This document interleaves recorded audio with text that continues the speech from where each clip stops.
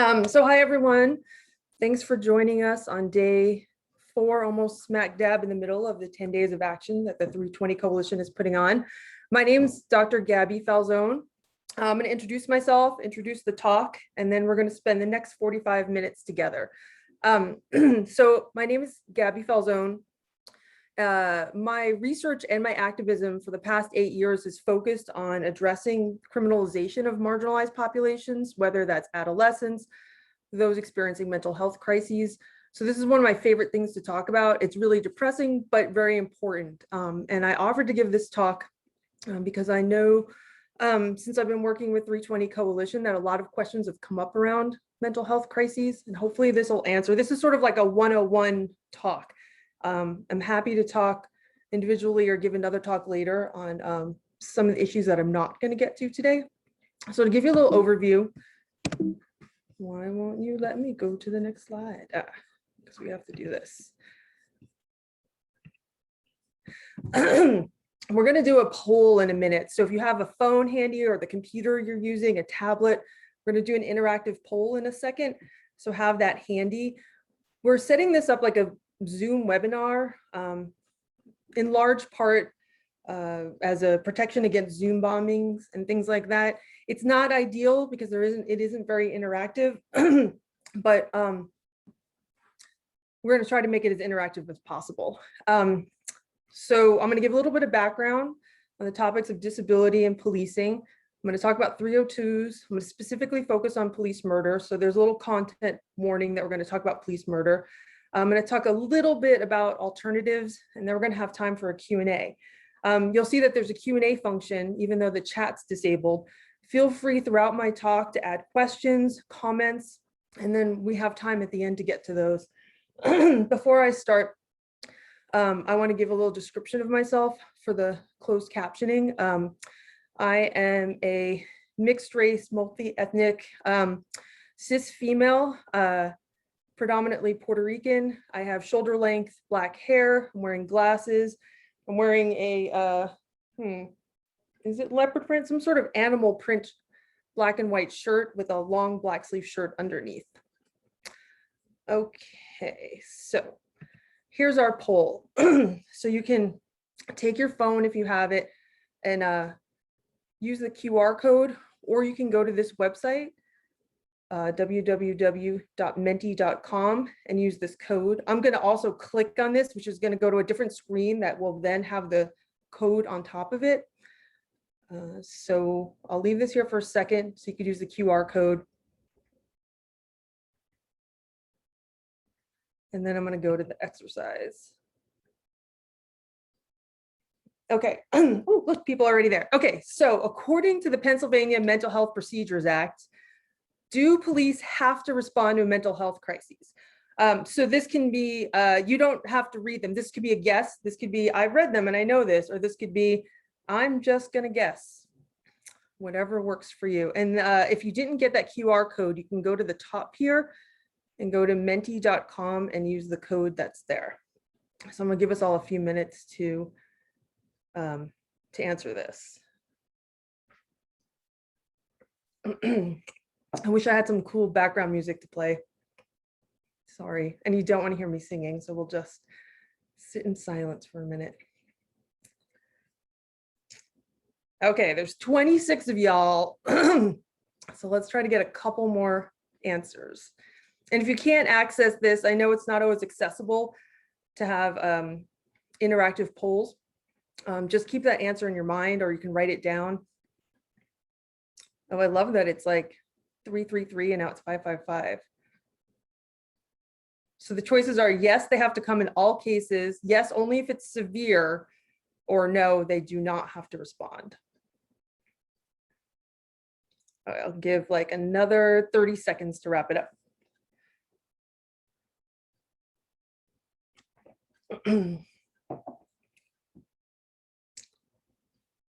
Okay, so right now we have a little tie between yes in severe cases and a no, followed closely behind by yes in all cases.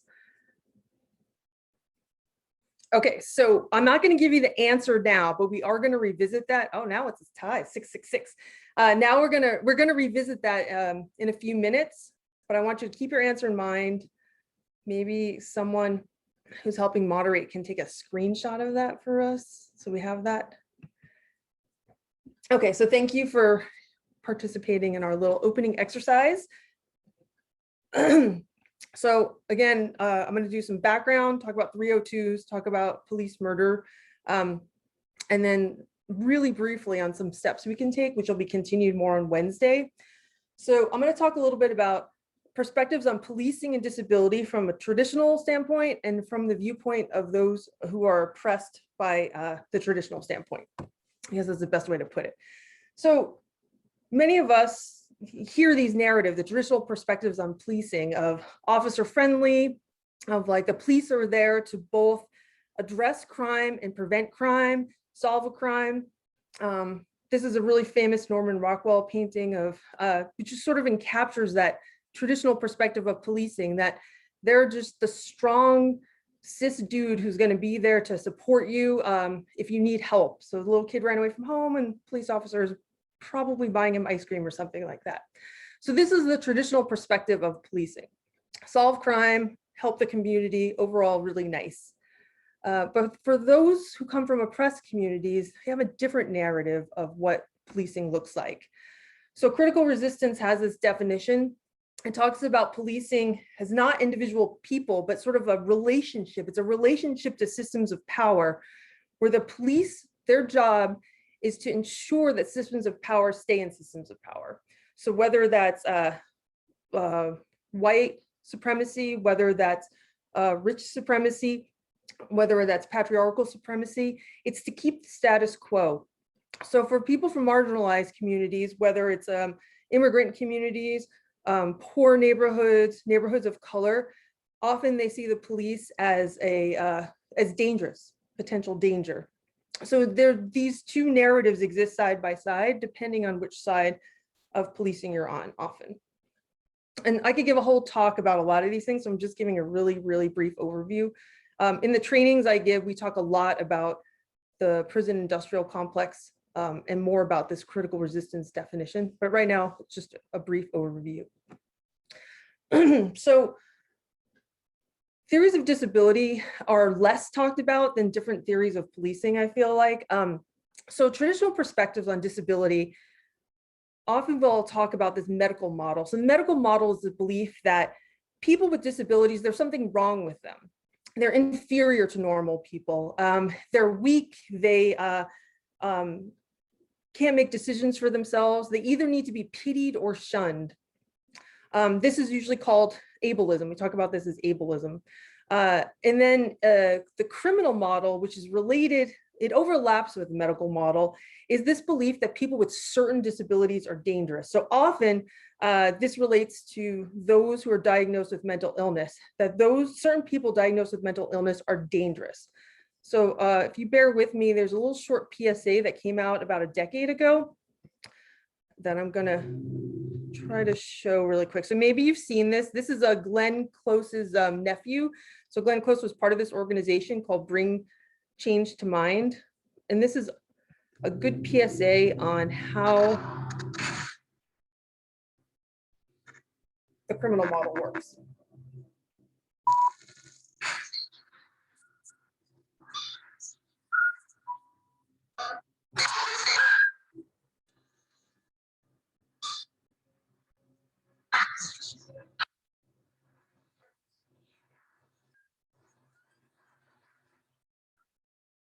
Hi there. Sorry to disappoint you if you're expecting a lunatic on a rampage. I'm Kalen, and I've been living with schizophrenia for 11 years. People like me with a diagnosis of mental illness face stigma and discrimination every day. Luckily, I've had the support of family and friends to help me live a full life. It's time to talk about mental illness.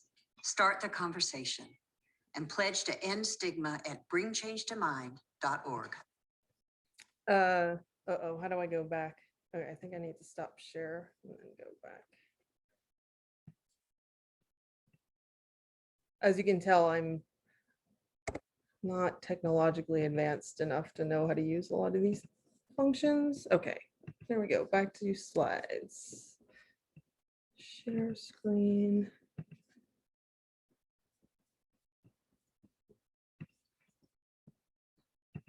Okay, so the criminal model is used for different disabilities, but it definitely often focuses on those labeled with mental illness. And the reason why I say labeled with mental illness, I will touch briefly on this concept of saneism, which is a subcategory of ableism. So ableism in general is just this idea that, and we'll talk about it actually in the next slide, I'll talk about it more and then give you a definition. So traditional perspective and disability, dangerous, inferior, to be pitied, shunned, worried that they're going to be violent.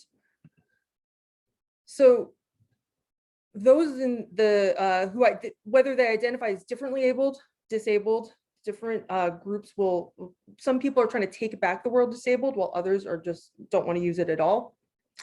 In response to these models, this criminal model and this medical model came up with this idea of a social model, that it's not that there's something wrong with a person with difference or disability, it's that society doesn't accept or accommodate them. There's nothing wrong with a person using a wheelchair, it's that society makes steps and refuses to develop ramps so that someone with a wheelchair could use. So this is often termed ableism. Ableism is the same, we think of racism as thinking that the white race is better and other races are inferior. Ableism is the belief that certain abilities are superior and other abilities are inferior. So ableism and criminalization work together to affect, to negatively affect those who are disabled. And we're going to talk a lot about that today.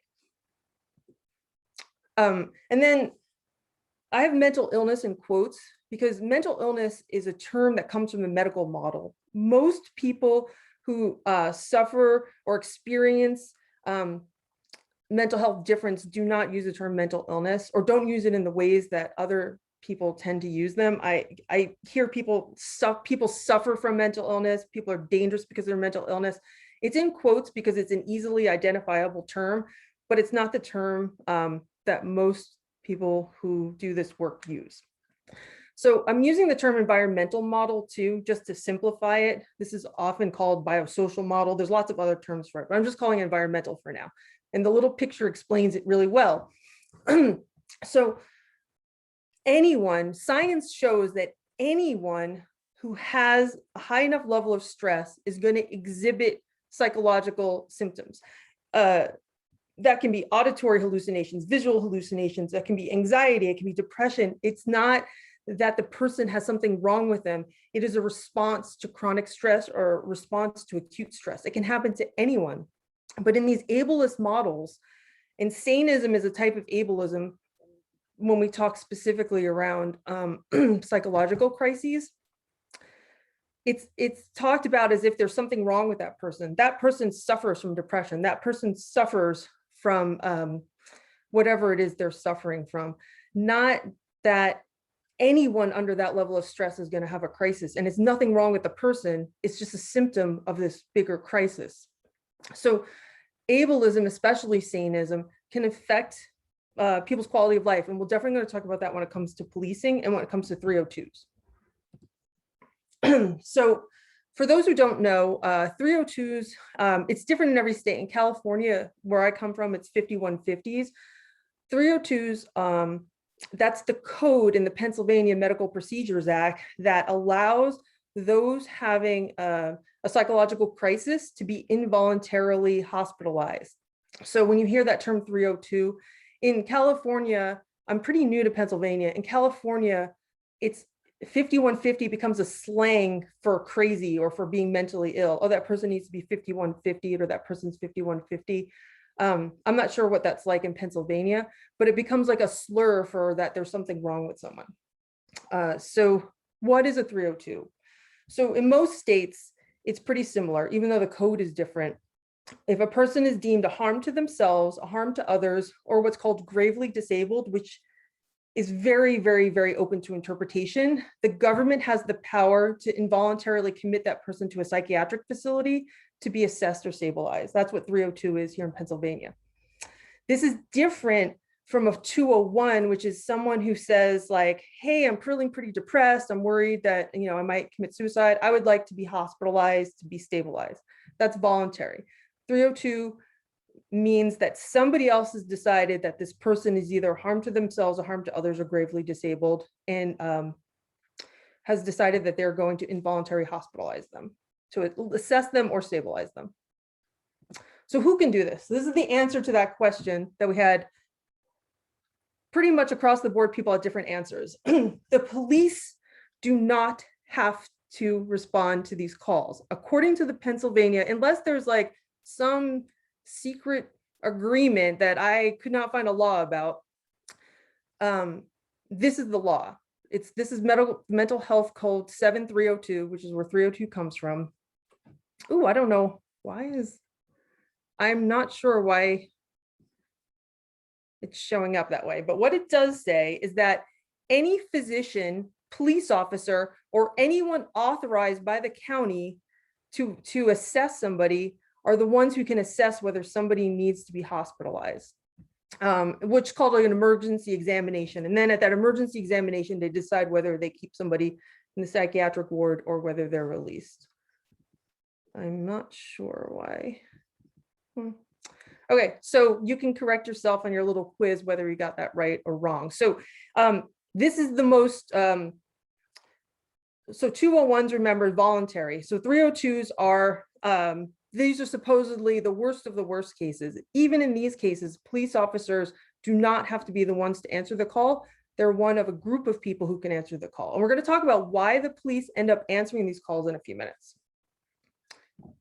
Okay, so what are 302s like for those who are experiencing mental health crises, psychological crises?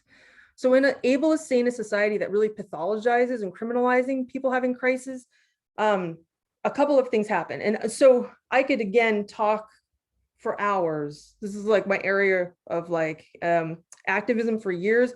I could talk for hours about some of the issues about involuntary commitment, like the problems that in itself causes, but that's for another talk. Right now, I'm just going to focus on two things: 911 and police response.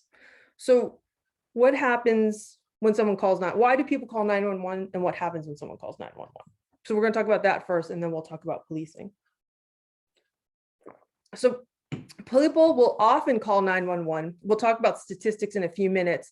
If someone is not acting normal, when there is no need for emergency services. So in the trainings that I was giving in Oakland for years, we would talk about this a lot.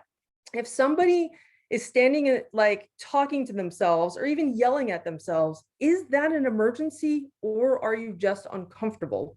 If you are just uncomfortable, mind your own business is what we do in our training.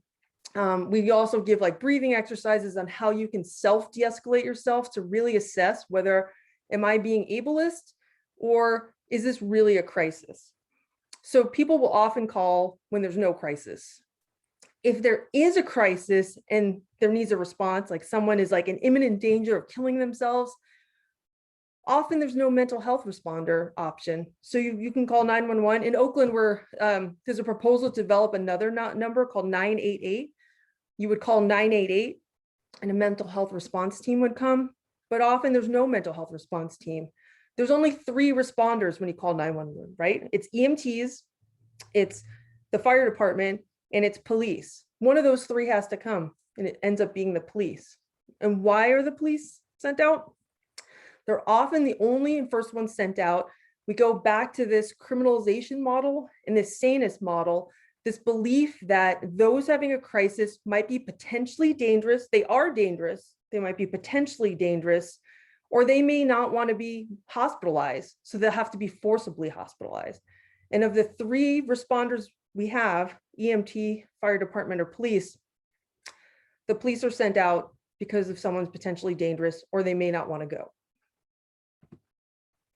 So what happens when the police come as first responders? So at best, if we think about the traditional model of policing, at best, police are trained to address crime. They're there to stop crime or to solve a crime. At worst, they're there to uphold systems of oppression. In neither of those scenarios are they trained to address mental health crises. Even those CIT, the crisis intervention teams, 40 hours of training is not going to teach someone the de-escalation skills, the social work skills, the therapeutic skills someone's going to need to de-escalate a situation or even know how to address a situation. So that, coupled with criminalization of those, like if you're a person of color, especially Black, Latinx, or Indigenous, or if you are male, if you come from a poor neighborhood that's already heavily policed, if you combine all these things of the criminal model of disability with all these other isms, the police are going to come in thinking that that particular person is dangerous. So they're going to see danger when there isn't any. I could give a whole nother talk about studies that they've done with police officers where they'll show a picture of a white person and Black person, some holding cell phone or a hammer or a gun, some are weapons, some aren't. And if it's a Black person, there's almost always an assumption that whatever they're doing is dangerous, they're holding a weapon. So if you combine these things together, it's just a recipe for disaster. And again, if there happens to be a danger, which we're going to talk about, that's actually very, very rare. The officers, they only know how to do one thing, and that's take people down, right? It's like it's like treating someone as a criminal. I remember the first time I called the police because I worked with adolescents at an adolescent shelter, and one of them said he was suicidal, and I was young and naive and called the police to help support him. And he's a Black kid who was 12 years old, and they threw him on the ground and handcuffed him as I screamed, like, he's a child, he's a child. There's more research that shows that police officers, for the most part, will see Black children aged 10 and above as not children anymore. I learned this afterwards, but from that moment on, I realized you do not call the police when someone's having a mental health crisis. Okay. So again, I could have a whole nother talk about other results of this sort of perfect storm of ableism, saneism, criminalization, and then people having no choice but to call 911 or thinking they have no choice but to call 911 or the police. We could have conversations on the problems with involuntary confinement. We could talk about police brutality in general, but I just want to focus very briefly on police murder. Because that's one of the reasons why we're all coming together here for these 10 days, and we're 320 has come together for the past 2 years, is what happens when the police respond to a 302 call and they kill the person. So this may be a little, I tried to make this as less triggering as possible for those who have histories of trauma. But just know, content warning, we are going to talk about police murder a little bit here. So surprise, surprise, there's currently no way to keep track of police killings. The police don't like to report them.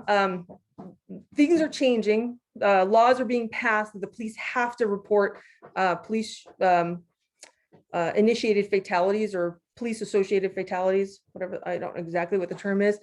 So what started to happen is after a lot of these high profile killings in 2014 and 2015 was private citizens and the media took it in their hands to start developing these databases.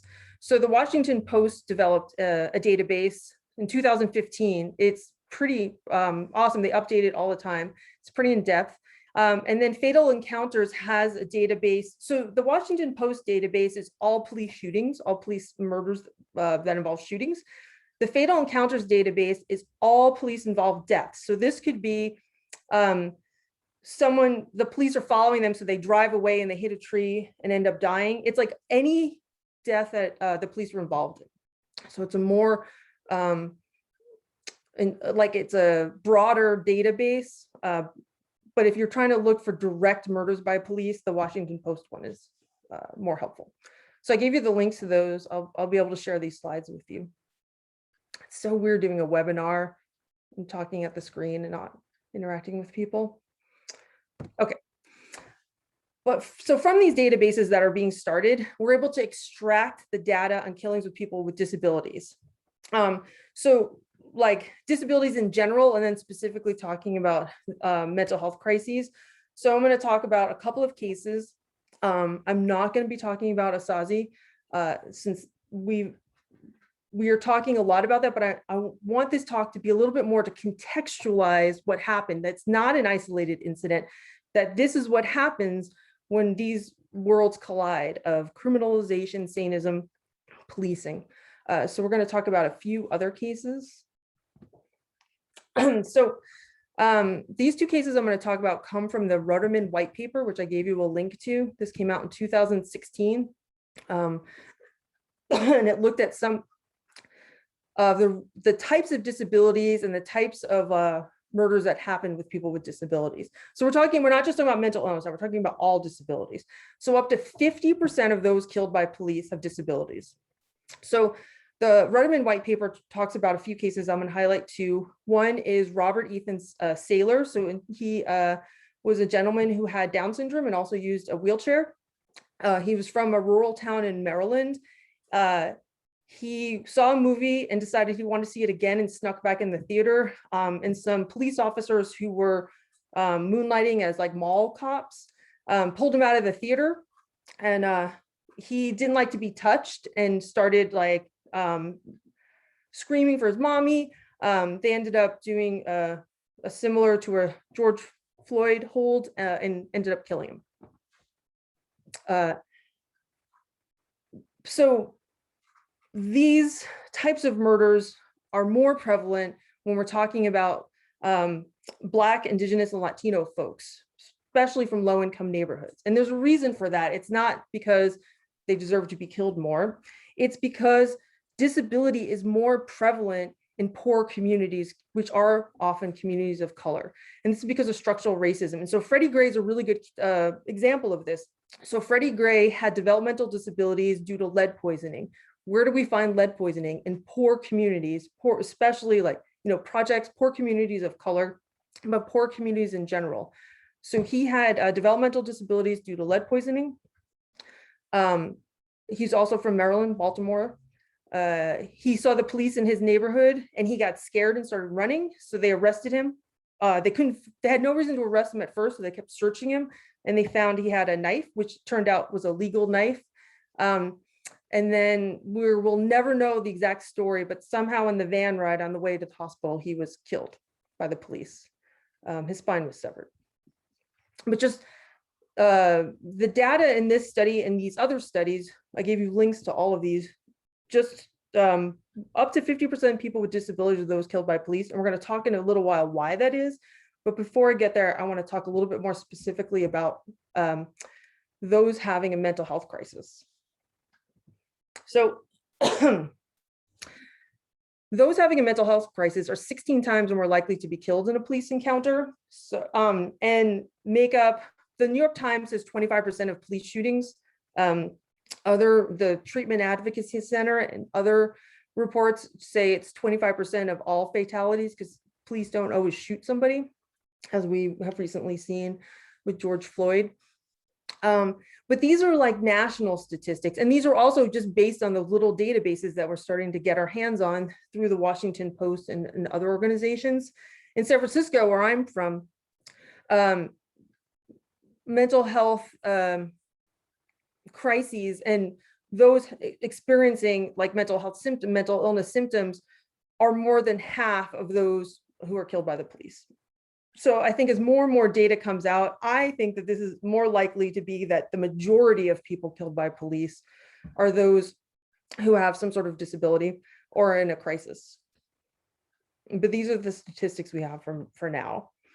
So just before I get to the next slide, there's this argument that I've heard. This is like the traditional policing argument, the very sanest argument that goes, well, the police have to be the ones to answer these calls because these people are dangerous.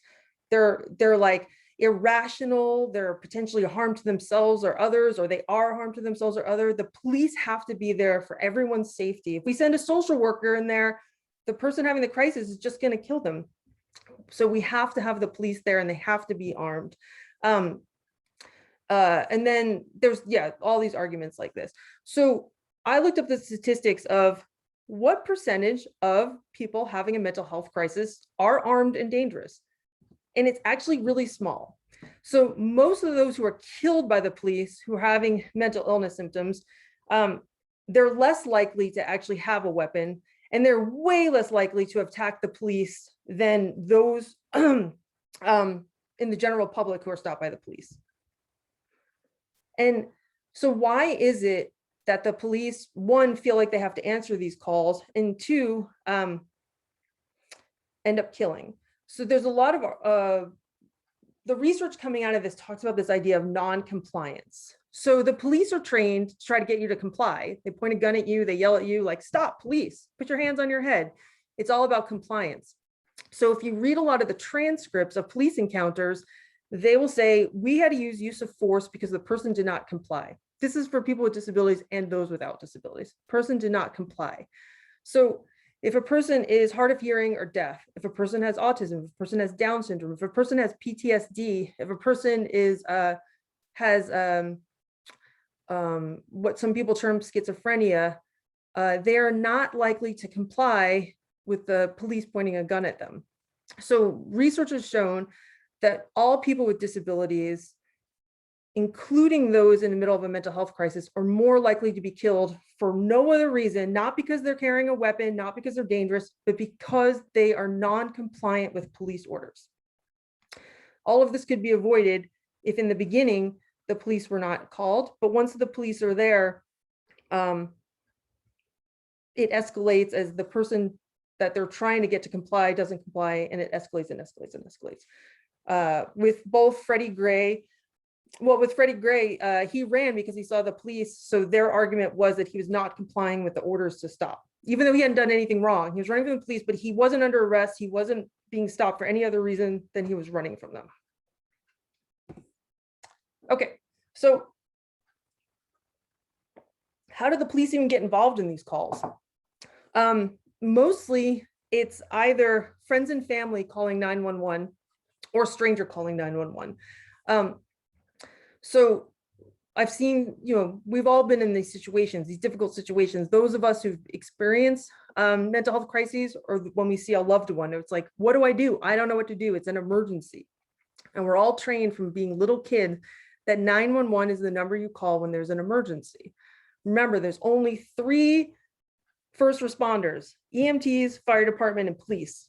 If you call 911, the police are going to answer that call. If you do not want the police to answer that call, you do not call 911. And I'm going to talk a little bit about alternatives, and we're going to talk 320 Coalition is going to talk a little bit more about that on Wednesday. So the breakdown of these, so patrol officer means, patrol is just going down the street and they see someone and they're like, oh, that person looks like they're having a mental health crisis. Let me get involved. The light orange is if the police are just going down the street and they see someone that they think is committing a crime. Local police is like in the midst of an investigation, they see it. SWAT is a whole nother thing. And then self 911, people do call 911 themselves if they're having a crisis, because again, there's no number to call that's a mental health response number. So people are like, I feel like I might kill myself. I don't know what else to do. I'm just going to call 911 because that's what I was taught to do. But the majority of people, it's friends and family and people in the street being like, oh, that person's acting crazy. I just need to call the police. It can be really hard for families after their loved one's been killed to be like, I'm the one who initiated that call. So it's not to put the blame on families that call, because right now there's no other option in a lot of places. There's no other place to get support, or people don't know about the other options. So really briefly, before we get to the Q&A, I want to talk about like what you can do. And again, we're going to talk more about this on Wednesday. In the trainings that we give in California, we definitely say, like, do not call 911 like ever for a mental health crisis. Like, yes, if someone needs an ambulance, call 911. There's ways you can say, like, do not say a person's race if they're a person of color. Do not say, like, there's lots of things we train people not to say, but there's absolutely no reason to have to call the police if someone's having a mental health crisis. This is my both personal opinion and like Dr. Gabby opinion. You don't necessarily, this is not like 320 opinion. This is like my opinion. So what can we do? One, and I say this in trainings, the coalition that I was a part of in Oakland, we talk about this a lot. Be mindful of your own ableist biases. Is this an emergency or are you just uncomfortable? If your loved one is like talking to themselves and like, I have 3 foster children I raised. One's got chronic schizophrenia and the other 2 are in that range too. And it's the assessment of like, is there a real danger or do I just feel uncomfortable because they're in a different reality than I am? So be mindful of your internalized or externalized ableism. So that's the first thing. Another really, really important tool is to create a wellness plan with your loved ones before a crisis. So I gave you a resource to what used to be called the Icarus Project, but now it's called the Fireweed Collective. So if someone has like episodic crises where they're not always suicidal, but there's times that maybe they feel suicidal, or there's times that they are not, feel that they can't take care of themselves, you can create a wellness plan beforehand. What do you want to do if you don't feel like yourself? So one is a peer respite plan. So let's say someone feels like they go through bouts of feeling suicidal. A peer respite plan was like, just you get your friends together to babysit you. You watch someone 24 hours just to have someone around them, like feeding them, talking to them, hanging out with them, reading them stories, whatever they need until that crisis passed. So there's one. In some places, Oakland, they started one, and other states do this, and other cities, where there's a city-run peer respite. So it's an alternative to having to be hospitalized in psychiatric hospital, where you get to go to someone's house and just be taken care of until you feel more like yourself. You can also make a plan to take that person to the ER. So I've heard this so many times since I've been here at State College, this mistaken belief that only a police officer can decide to hospitalize someone. I don't know how that narrative got started, but it is not true. The police officers will, what they do is they'll take someone to the emergency room, and then the doctor in the emergency room or the psychiatric crisis clinic decides whether a person needs to be committed. So you make a plan. Okay, so these are the list of symptoms that you said that if you start feeling these, that I'm going to drive you to the ER to be assessed to see whether you need to be hospitalized. You make that plan beforehand. This resource, hopefully I can get to this resource without losing my spot. It's called, it's this little, you can download it for free. You can buy it for $8, or you can download it for free. It teaches you how to make this for yourself or for your loved ones. Make these wellness plans. You keep them in your pocket. And then if you're lucky enough to be in a place that has a crisis team, which hopefully State College will have soon, that's non-police, they can just pull out this wellness plan and says, this person says that they would like to be hospitalized if they're feeling suicidal, and they seem to be feeling suicidal. So we're going to help them. We're going to drive them to the ER to help them to get hospitalized. Or maybe they just want us to call their best friend who already decided that they were going to take care of them. There's lots of different scenarios. But without this plan, you're talking to your loved one who's in a crisis, and you're like, they can't tell you what they need. You don't know what they need. And then people end up calling 911. Okay, what else can you do? Work in your community to develop crisis responses that do not rely on the police. So we're going to talk a little bit more about this on Wednesday. We're doing a lot of this in Oakland. Both the city is developing a crisis response called Macro, and community grassroots organizations have started one called MH First. So these are numbers that you can call where trained community members will answer the call. People who are trained in de-escalation tactics, who have more than 40 hours of training at de-escalation tactics, people from the community, so they know what community needs are. In the years that these have been working where I am, like, there has never been a time that someone has to then call the police, even if it's like domestic violence, just any of these incidences, the police do not have to be called. So if you're interested in the work that 320 does, I gave you our little Facebook link and our IG link. You also, obviously, if you got to this webinar, you followed 320 in some way. So you can also, if you want to join one of the committees that's doing this work or some of the similar work, please join us. You can go to either of these pages and there's a link to join. So I've talked at you. Well, I actually talked at this screen for a while, but I want to give you all a chance to ask some questions. or comments. So if you haven't yet, if you were like, oh, I have this question, but I haven't asked it yet, you can go to the bottom of your webinar screen. There's a Q&A button and you can add them there. I'm going to stop sharing so that you don't have to look at my awesome comic book slides anymore. You can, however, look at my kitty cat if you want. Wants to be in the picture. But I think that some of my support peeps that are helping me from 320 Coalition are going to give me some questions. Do we not have any questions yet? Or we do have one? Yeah, so we have one here. We have a participant asking if you are going to share your slides. Yes, so I made them to be shared. That's why I put all the links on them. I'm not sure how we're sharing them yet. Talk to the rest of the committee to see if maybe we have some sort of like resource, but there's a bunch of links that I didn't click on. I put them all there purposely so that I could, what's a webinar without cat, but so that you have them and you have access to those links. Any other questions or comments?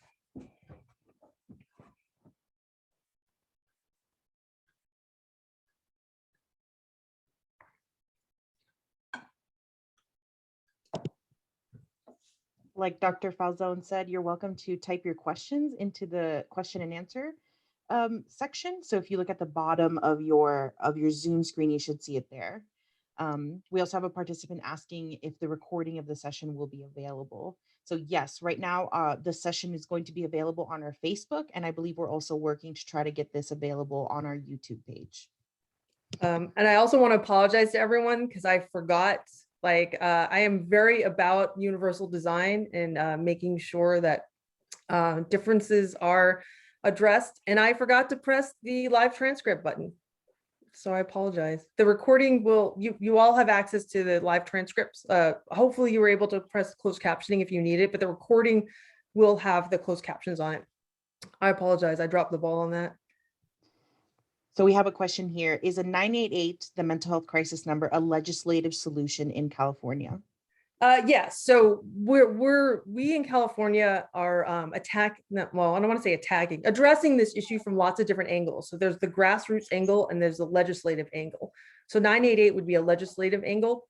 The macro team in Oakland is a legislative angle. The city is came up with that alternative. It's like a community run alternative team, but it's run through the city.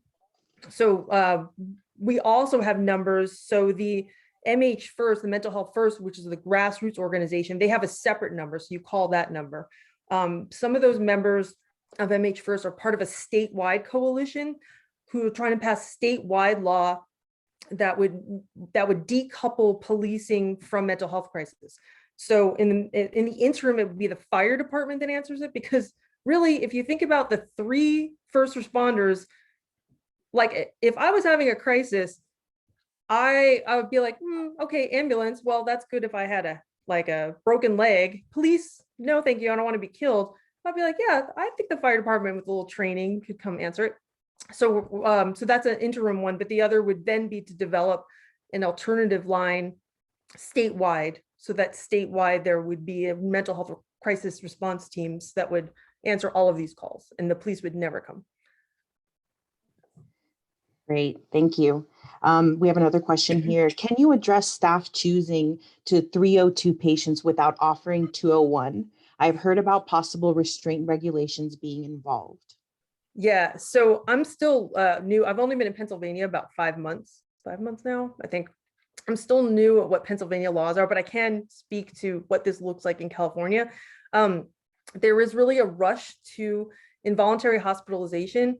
Mostly it's like conscious or unconscious ableism and sanism of like, this person is unable to make decisions for themselves. I must step in and save them and make the decisions for them. So we do training. So I've done trainings with the coalition that I was a part of in Oakland. We did trainings for health professionals to really try to be like, check your ableism. Like, does this person really need to be hospitalized? I've been in situations like that where I'll be like, oh, I'm so depressed. Yeah, I'm having a hard time. And then I all of a sudden see the look on a staff person's face. I'm like, oh my God, they're about to hospitalize me because I said I was depressed. So I can't, I don't know much about what the laws are in Pennsylvania, but I do know that even the mental health task force, when I looked at their report, it's still very ableist. It doesn't really address this idea of like, do people really need to be involuntary committed, or are there alternatives? And like I said, it's a whole different talk I could give. So I know that I didn't answer your question, but I guess I'm saying that's the best I can do right now. I just wanted to plug in really quick that there is closed captioning for the presentation, and we can save the transcript from the entire presentation as well. So we do have that going. So we have another question here. Sometimes people think that the police aren't really a threat. They might think it's okay to call the police this time. What kinds of bad things would you say happen with police interaction that aren't dire consequences, like being killed? Yeah, well, like the example that I gave of like them throwing this poor kid on the ground and handcuffing him because he told me he was suicidal. I remember thinking that kid is never going to come to another adult to say that they're like feeling suicidal. Like the next time they're just going to kill themselves, because the one time that they asked for help, this is what happened. So when it's not, so police interact usually, so arrests happen a lot. So there's a misunderstanding because of non-compliance, right? So why do you get arrested? You get arrested because you allegedly or like objectively committed a crime, or you get arrested for what's the term you see in the movies all the time, resisting arrest. So often what will happen, as we know, jails and prisons are the biggest psychiatric facilities we have in our country. So someone will, the police will come, the person will not comply. So now they're resisting arrest and now they're going to jail.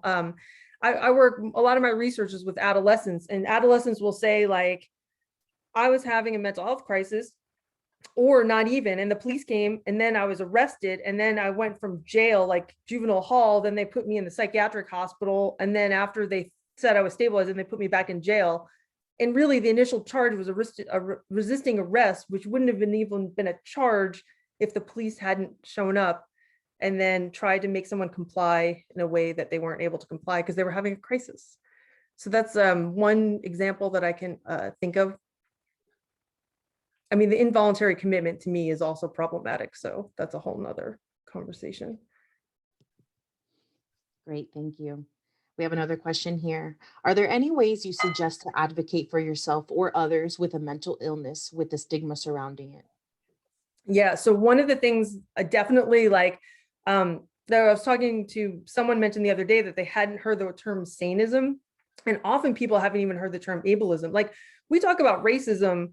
I mean, like, okay, central Pennsylvania is very different from where I come from. So like we talk, like here people talk about racism because they may just be racist, or maybe they're talking about like how we need to end racism.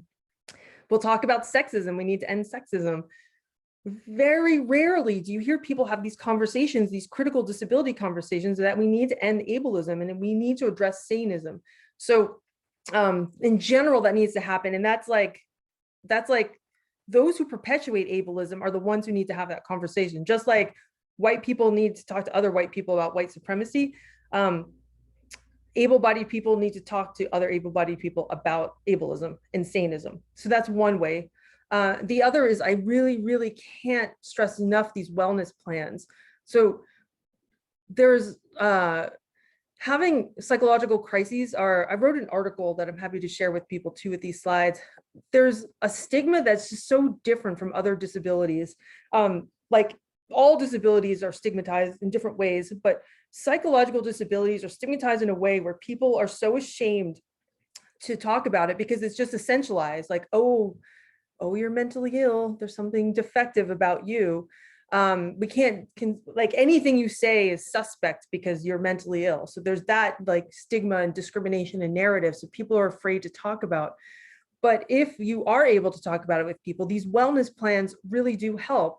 I am in a wellness pod, like a transformative justice wellness pod with a really close friend of mine, so that if something happens, there's a team of people that will then respond to that their crises, so that we never ever have to involve the state, and whether the state means policing or whether the state means psychiatric hospitals.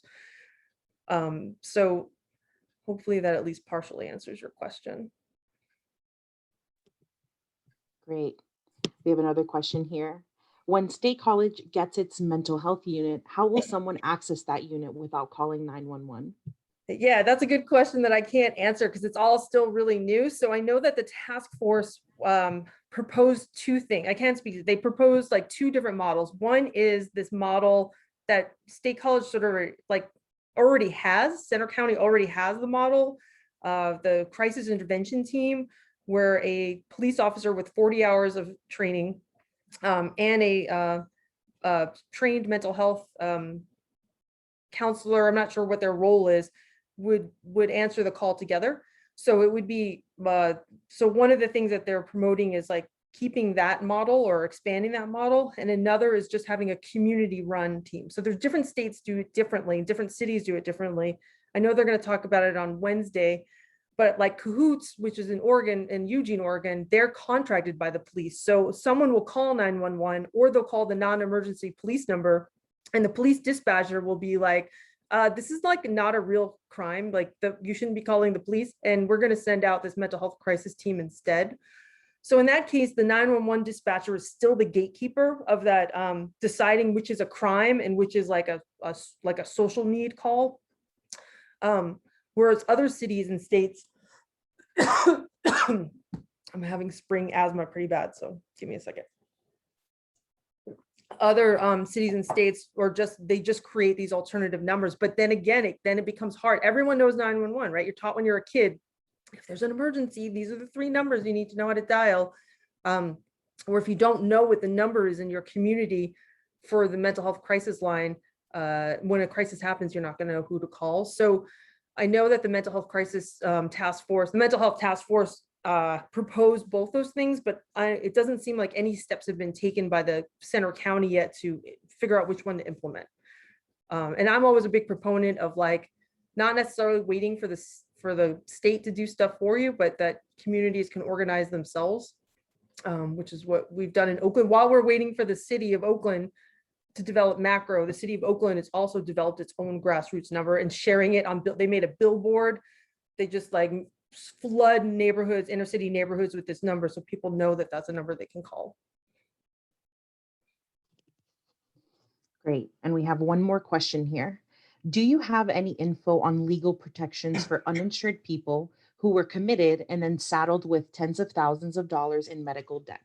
Okay, so this is definitely not my area of expertise, but like from the little bit that I understand, if you're involuntarily committed, you are not supposed to have to pay for that. It's like, I think I was reading through the Pennsylvania law, and I feel like even in the Pennsylvania law, it says that like that, because the government is the one who decided that you need to be involuntarily committed and that you are not responsible for those bills, but it's definitely not my area of expertise.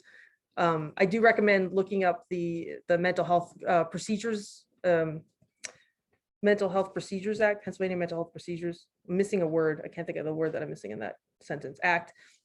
And then I don't want to volunteer with 320 legal folks, but I'm assuming that that's one of the things that they've been working on. So maybe we'll have something to share more on that later. Another question here. To what extent could sub-crisis situations fall under similar models? Like sub-crisis situations? Oh, like where it's not like harm to self, harm to others, gravely disabled. This is a problem with the webinars because we can't have a conversation. So whoever asked that question, if you can add in the Q&A to clarify what you mean by sub-crisis. So we'll give them a moment, and in the meantime, we don't have any open questions. I'm going to take a second just to share my screen here. Slideshow. Oh, I don't know if you folks can see that, but Yep. So great. So we will have more events coming up through the 21st. So I'm just leaving this here for now. And then our participants said, yes, that is the correct interpretation. Yeah, so I think that these wellness plans and peer crisis, sorry, I'm eating a cough drop, so I don't have an asthma attack.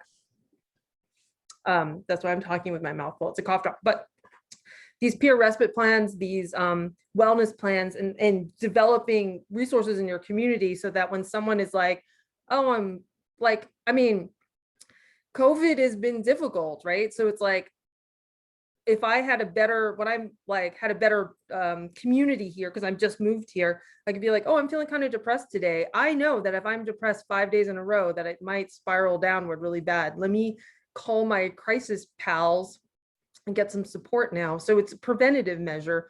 Those are really important. Like none of us, those of us who experience crises and those of us who are addressing crisis, none of us should be waiting until a crisis to address them, right? If we put preventative measures, then it can prevent crises and make them less severe. So yeah, I do think if I had time, I would talk about my little Bert and Ernie analogy of that, but I think it's 7. So you'll just have to imagine what my Bert and Ernie analogy is of addressing crises before they happen. Okay, I think it's 7, and I don't want to keep you all here forever, but I realized that I didn't add my email, and there's no chat function.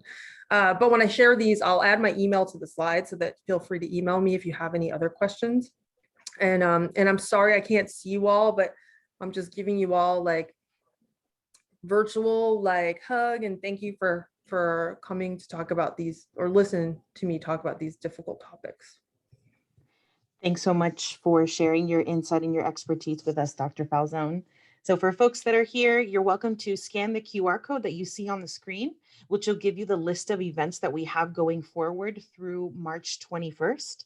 As a reminder, these events are going on as we honor Osaze's legacy. We are approaching the 2-year anniversary of Osaze's murder, and we're holding 10 days of action, education, and community building events, both virtual and in person. So please feel free to register for our upcoming events, which includes a protest and march this Friday, as well as a full day festival on Saturday honoring Osaze's legacy. Thank you all so much for joining us.